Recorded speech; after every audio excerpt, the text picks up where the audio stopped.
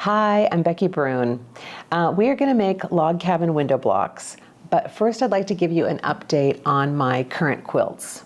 I'm still working on the quilting for my color wash quilt. That has been kind of slow this week, but I'm going to pick up the pace. And I finished up the brightly colored Cape Facette quilt top, got that all sewn together, and I chose a backing fabric for it, which is this. You know, it's hard to pick backing fabrics for quilts. For me it is. And especially when it's for somebody else, I just feel very responsible. But I think that this is gonna hold its own on the back of that Cape Facette quilt, and I really hope she likes it.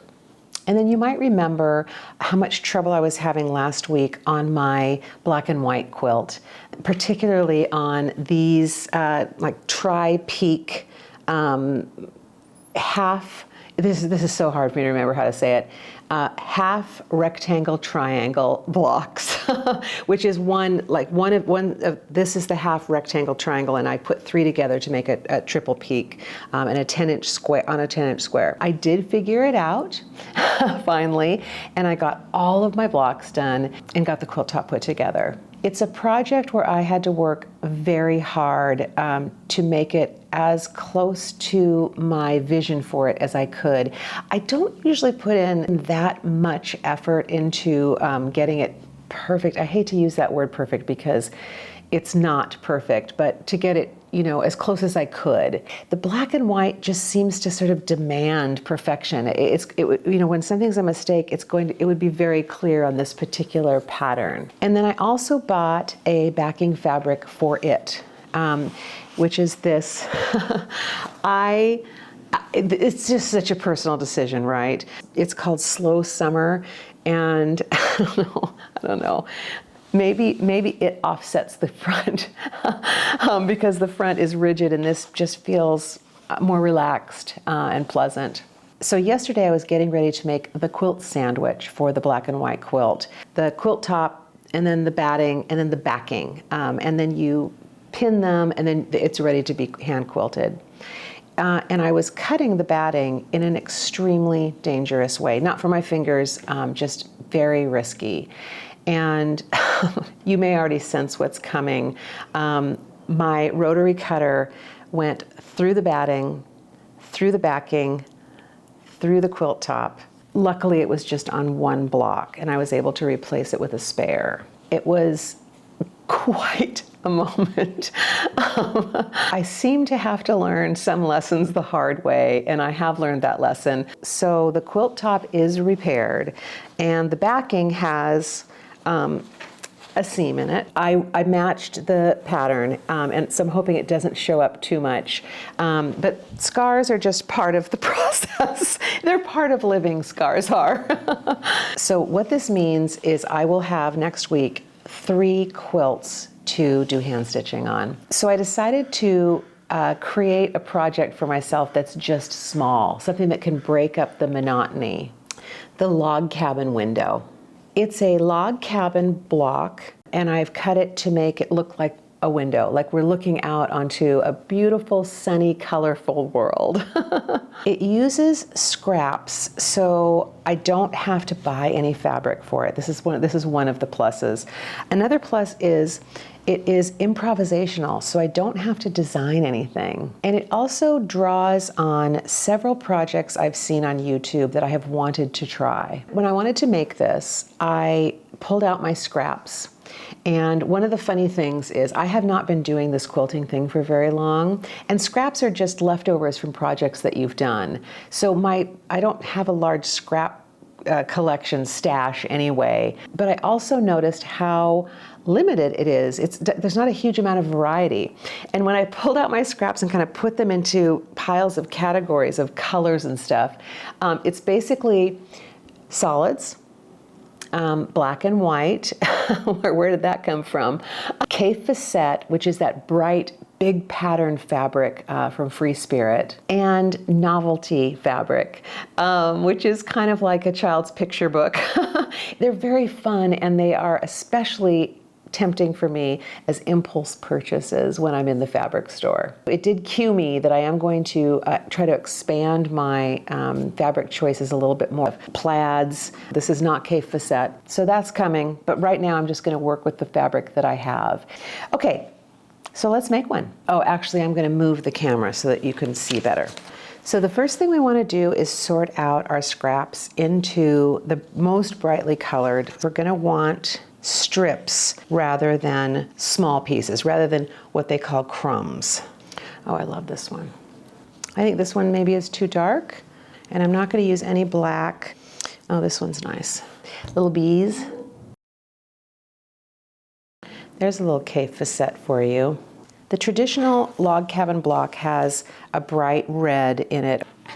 So we'll go ahead and make a square for the middle. It's supposed to be the fire in the center of the cabin. These are the logs that go around it. And then we sew these two together so that when it comes back out, we have our fire and the first log around there. I'm not going to worry this second about ironing these. I'm just going to go ahead and finger press them. So now there we have our square and our first log around the fire. And then we choose another log to continue around. I'm doing way too much thinking about this. It's supposed to be off the top of my head, but I'm not very fast at this color selection. I'm hoping in my life to get better at it, which is why I'm working on it, but I am not, it does not come super naturally to me. It does not come naturally to me. I should say it is not supernatural either. And then what we do is we cut a straight line where we're going to sew this one. It's a line that we can sew easily onto, but I do not mean it is square. It does not need to be square. So we've got our next log.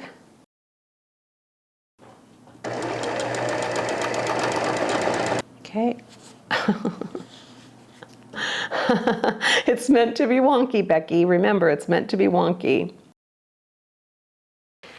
Okay, so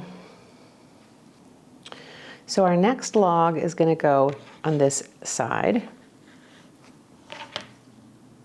And again, I'm just cutting it to be just slightly wider than what I need. And now this one is going to go on there.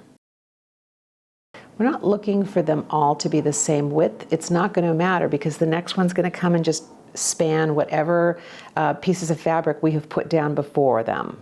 Should we do a little batik? Ooh, sorry batik, well, you missed your opportunity. It's too wide. Let's see, we've got a lot of pink, but I like it.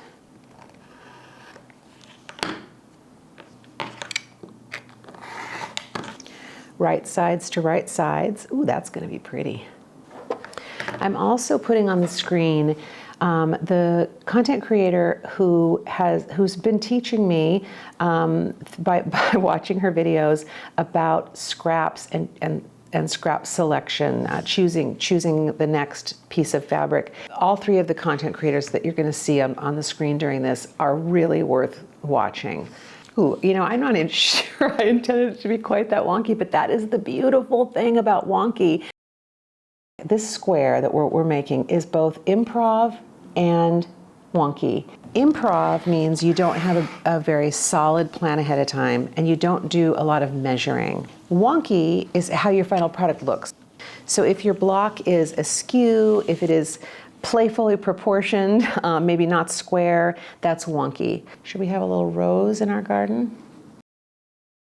And this block that we're making is both wonky and improvisational. So now we need kind of a big one. There's a little bird face here, but I think that it's going to get cut off when I sew my 1/4 inch seam there, but we'll see.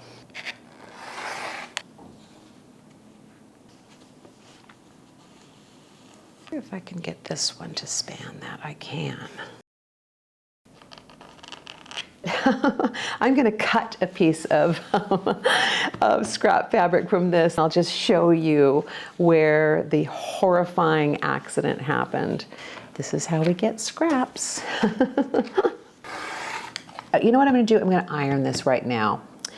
and then we are going to add the next layer. So the next thing we're going to do is we're going to continue with the pattern and add 4 black strips around it to make the window. So I brought over some black scraps. Let's start with this. Let me see what I've got here, because I want it, if there's something that's kind of only, that one's never going to work. Okay, so we have some nice choices here. Let's go ahead and, that was the first one I grabbed. Let's go ahead and go with that one.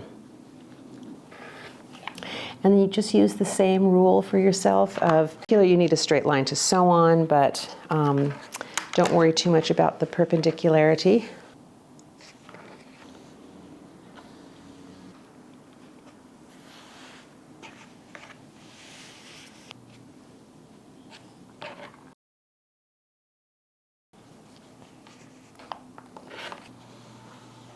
So we now have our view outside the window and our window frame.